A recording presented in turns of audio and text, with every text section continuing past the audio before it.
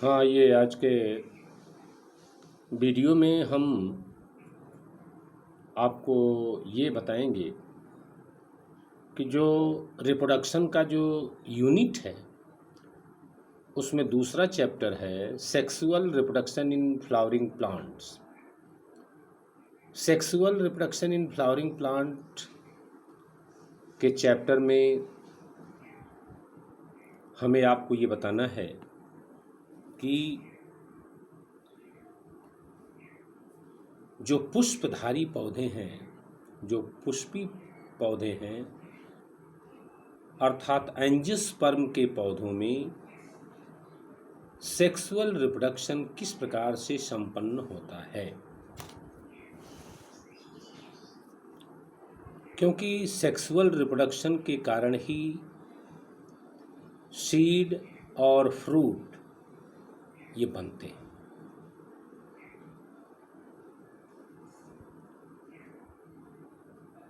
कुछ पौधों में बिना निषेचन के ही बीज और फल बन जाते हैं। ऐसे बीज को एपोमिक्टिक सीड और ऐसे फल को पार्थेनोकार्पिक फ्रूट भी कहा जाता है। इनको पहले चैप्टर में मैंने बताया है। लेकिन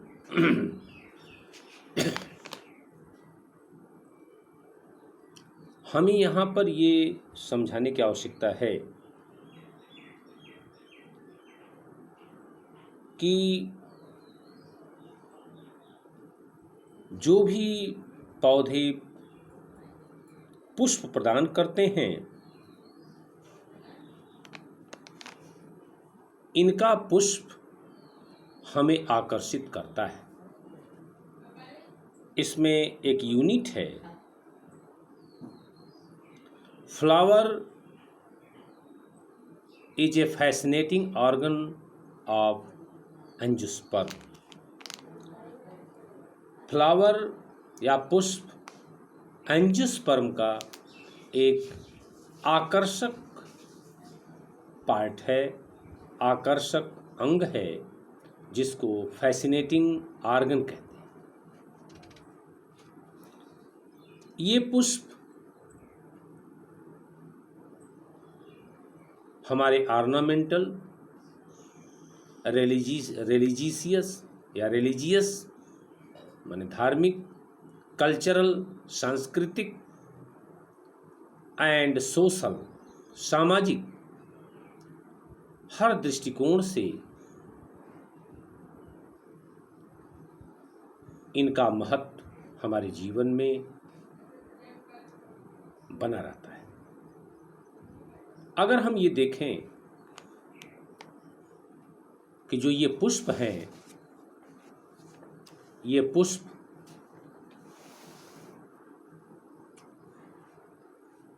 कुछ पौधों में तो अकेले ही निकलते हैं, लेकिन कुछ पौधों में ये समूह बना लेते हैं और समूह में रहते हैं, जिन्हें हम इन्फ्लोरेसेंस कहते हैं, पुष्पक्रम कहते हैं। इस प्रकार अगर हम ये देखें कि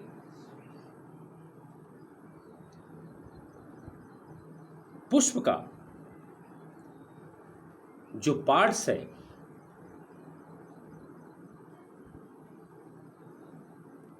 ये हमें जानना जरूरी है। बुक में फ्लावर पार्ट्स को विधिवत एनसीईआरटी बुक में दिखाया गया है। फ्लावर के मुख्य 4 पार्ट होते हैं। अगर हम बाहर से भीतर की ओर, अगर हम उसी कहें तो नीचे से ऊपर की ओर अगर हम चलें तो सबसे बाहरी चक्र में जो पुष्प के भाग होते हैं उन्हें हम कैलिक्स कहते हैं। दूसरे चक्र को कारोला, तीसरे चक्र को एंड्रूसियम और भीतरी चक्र को हम गाइनोसियम कहते हैं या मादा जनन अंग कहते हैं। तो कैलिक्स, कारोला, एंड्रूसियम, गाइनोसियम ये 4 पार्ट होते हैं पुष्प के, जिसमें अगर हम इनका यूनिट नाम लें तो कैलिक्स को हम सेपल कहते हैं, कारोला को हम पेटल कहते हैं, एंड्रोसियम की इकाई को हम स्टमेन कहते हैं, पुंकेसर, और गाइनोसियम की जो इकाई होती है उसे हम कार्पेल या पिस्टिल कहते हैं। तो androecium is the male part and gynosium is the female part of the flower which takes part in the sexual reproduction।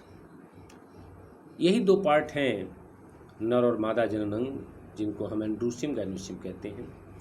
ये सेक्सुअल रिप्रोडक्शन में यही भाग लेते हैं। अगर हम इनको संरचना की दृष्टि से अगर देखें तो इसमें फिर एक खंड है pre fertilization structure and events. Pre fertilization events and structure. तो जो प्री फर्टिलाइजेशन है, इसका मतलब कि निषेचन से पहले कौन कौन से घटनाएं होती हैं, क्या उनकी बनावट है, तो हम एक एक करके हम इसके बारे में ये जानेंगे कि फ्लावर में निषेचन से पहले क्या उनका स्ट्रक्चर है और फिर क्या उनमें घटनाएं घटती हैं। तो ऐसे में अगर हम ये देखें तो जो पहला पार्ट है सेक्सुअल रिप्रोडक्शन में जो भाग लेता है उसे हम एंड्रोसियम कहते हैं। एंड्रोसियम की इकाई स्टमेन होती है और ये आपको मालूम है कि स्टमेन में मुख्यतः 3 पार्ट होते हैं। जो बेसल फिलामेंटस होता है धागे की तरह, उसे हम फिलामेंट कहते हैं, और सबसे ऊपरी भाग जो पिंडकी होता है, लोबुलर होता है, उसे हम एंथर कहते हैं, और जहाँ पर ये दोनों ज्वाइंट होते हैं हम उसे कनेक्टिव कहते हैं। तो इस प्रकार से फिलामेंट, कनेक्टिव और एंथर ये 3 पार्ट होते हैं। और स्टमेन के अगर हम इस स्टमेन को अगर देखें तो जो इनका फिलामेंट्स है, इनका proximal part attach to the thalamus और पेटल। तो प्रत्येक स्टमेन का जो आधारीय भाग होता है वह थैलेमस से या फिर पेटल से वह जुड़ा होता है। और अगर हम इसके बारे में हम स्ट्रक्चर अगर देखें तो जो एंथर है, एंथर का जो मुख्य कार्य है उसमें पॉलन ग्रेन बनते हैं। लेकिन हम संरचना की दृष्टि से अगर देखें तो एंथर में 2 लोब होता है, बाइलोब होता है, और एक लोब में 2 थीका होते हैं, 2 थीका होते हैं। इसीलिए इन्हें हम डाइथीकस कहते हैं, डाइथीकस। तो ये डाइथीकस है। और ये जो डाइथीकस है, और ये जो डाइथीकस है, तो डाइथीकस प्लांट का अर्थ होता है कि प्रत्येक लोब में 2 थीका होते हैं, और एक थीका में एक माइक्रोस्पोरेंजियम होता है। एक थीका में एक माइक्रोस्पोरेंजियम होता है। इसका मतलब कि each and every anther contain 2 lobes and 4 theca, that is 4 microsporangium।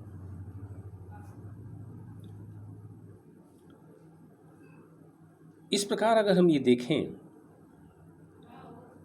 कि हम इस माइक्रोस्पोरेंजियम को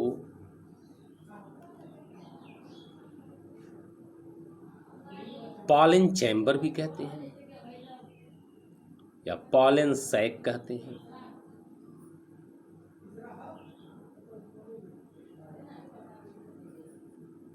पॉलन चैम्बर या पॉलन सैक। अगर हम इसके स्ट्रक्चर के बारे में देखें कि एक पॉलन सैक या एक माइक्रोस्पोरेंजियम या एक पॉलन चैम्बर का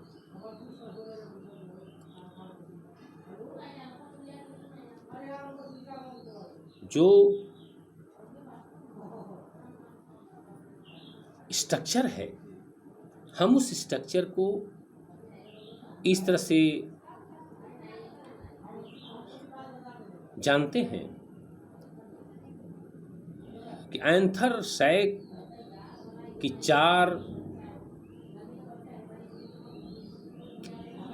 परतें पाई जाती हैं। इसका मतलब कि anther sac surrounded by 4 layers. Outer layer is known as epidermis, second layer is known as endothecium, और उससे थर्ड लेयर जो भीतर की ओर होती है उसे हम टैपेटम कहते हैं। और एंडोथीसियम और टैपेटम के बीच में एक मिडिल लेयर होती है। इस प्रकार से अगर हम बाहर से नाम लें तो फिर एक बार सुनिए: epidermis, endothecium, middle layer and tapetum. Outer 3 layer, epidermis, endothelium, middle layer, are protect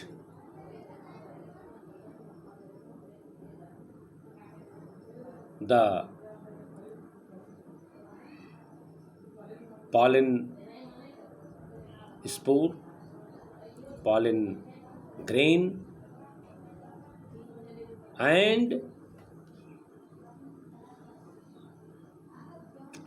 जो इनर 4th लेयर है, सबसे भीतरी लेयर जिसको मैंने टैपेटम कहा, टैपेटम नरिश द माइक्रोस्पोर। यह माइक्रोस्पोर को नरिश करने का काम करता है, ये नरिश करने का काम करता है और ये नर्सिंग का काम करता है। टैपेटल cell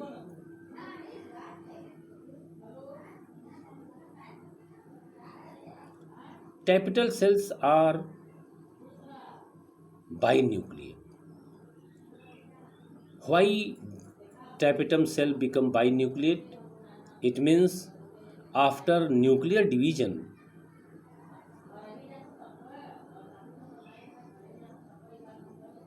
cytokinesis not complete, and failure of cytokinesis, it become binucleate. Within the microsporangium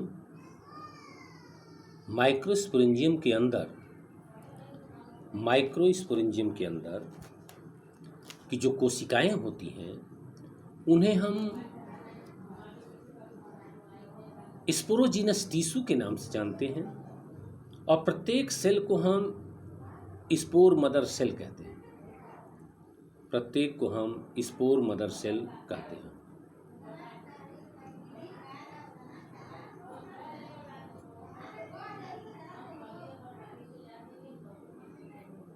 spore mother cell कहते हैं।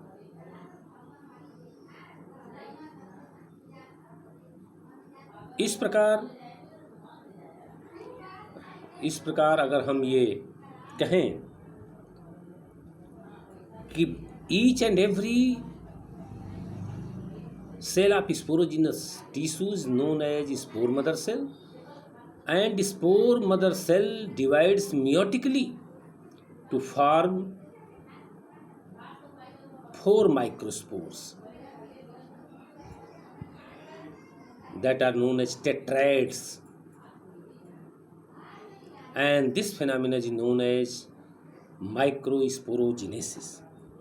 तो माइक्रोस्पोरोजिनेसिस का अर्थ है कि प्रत्येक स्पोर मदर सेल डिवाइड होकर के वो 4 टेट्राइड्स या 4 पॉलन ग्रेन्स और प्रोड्यूस करते हैं, और प्रोड्यूस करके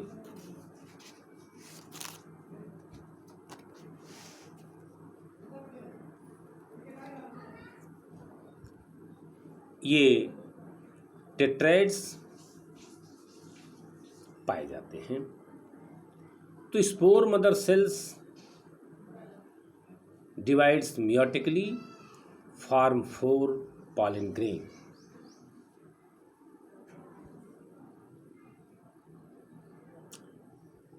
अब हम थोड़ा सा pollen grain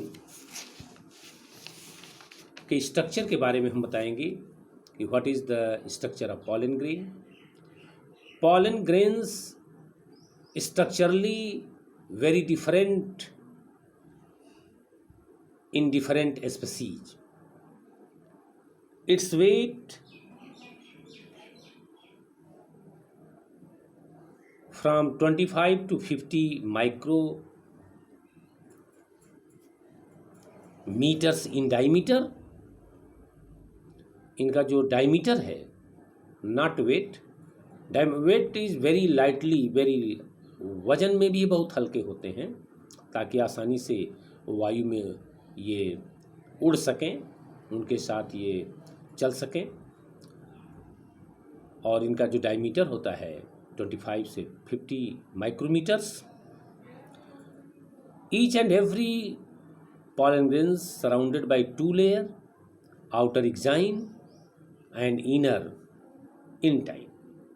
Outer layer made of sporopollenin नामक chemicals, which is derivatives of carotenoids. Derivatives are polymer. Sporopollenin is a polymer of carotenoids which protect the pollen grain from high temperature, low temperature, strong acids and alkali, and enzymes. This sporopollenin is very impervious, hard protective layer which maintain the viability of pollen grain. ये जो है परागकण को जीवित बनाए रखता है, किसी भी प्रकार की परिस्थितियों में इसे नष्ट होने से बचाता है। Inner layer is known as intine. Intine is consist of cellulose and pectin, and pollen cytoplasm is also surrounded by cell membrane.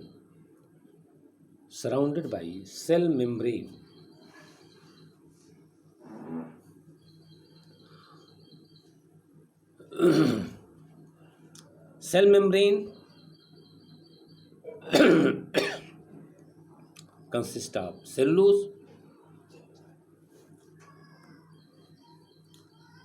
Pollen grains या microspore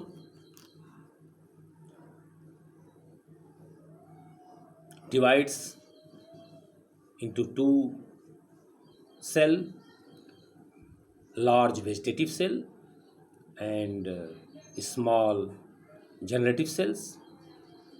In some species, 2-celled pollen grain are transferred from stamen to another flower, but in 60% species, generative cell also divide into 2 nuclei, 2 male gamete, as 3-celled pollen grain are shed on stigma of the flower of another plant or same plant। इसका मतलब यह है कि जो pollen grain है उसमें दो cell होते हैं, वेजिटेटिव और जनरेटिव। कभी कभी दो सेल पर ही पॉलन ग्रेन जो है निकल करके वो स्टिग्मा पर पहुंचता है, या फिर कभी कभी पॉलन ग्रेन का जो जनरेटिव सेल है वह स्वयं दो डिवाइड होकर के दो माइटोटिकली डिवाइड होकर के वो दो गैमीट बन जाता है, और इस प्रकार वो तीन सेल होकर, एक वेजिटेटिव दो गैमीट, ये तीन सेल का बन करके ये लैंड करता है स्टिग्मा के ऊपर। तो इस प्रकार से अगर हम ये देखें तो पॉलन ग्रेन लैंडिंग से पहले ये 2 सेल्ड और 3 सेल्ड होता है। थोड़ा सा हम इसके इम्पॉर्टेंस के बारे में भी बताएंगे। Pollen grains a very allergical matter.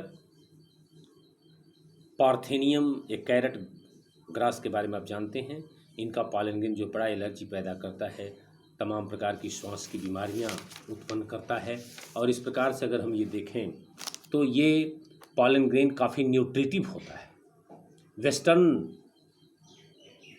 Countries में पॉलन ग्रेन के न्यूट्रिटिव टैबलेट्स बनाए जाते हैं, जो एथलीट्स एंड रेसर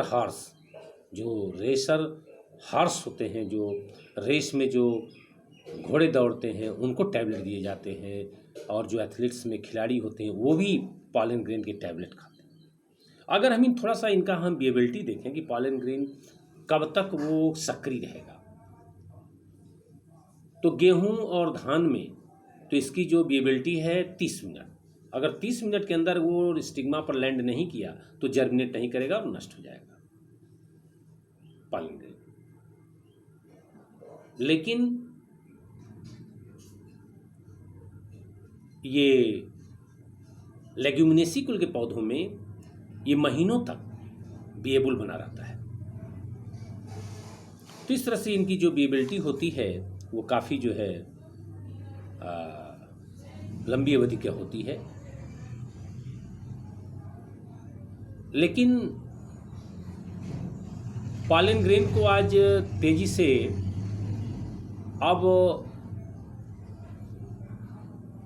स्टोर किया जाता है पॉलन बैंक बना करके, जिसे हम क्रायो प्रिजर्वेशन कहते हैं। -196 degree Celsius in liquid nitrogen it preserve for long times. Pollen grain को -196 डिग्री सेल्सियस पर लिक्विड नाइट्रोजन में प्रिजर्व भी किया जाता है काफ़ी दिनों तक। तो इस प्रकार से अगर हम ये देखें तो फ्लावर का जो ये फर्स्ट पार्ट है, जिसको हम मेल रिप्रोडक्टिव सिस्टम कहते हैं, इसके बारे में हमने बताया। अब जो फीमेल रिप्रोडक्टिव सिस्टम है फ्लावर का, उसे हम अब नेक्स्ट वीडियो में बताएंगे। धन्यवाद।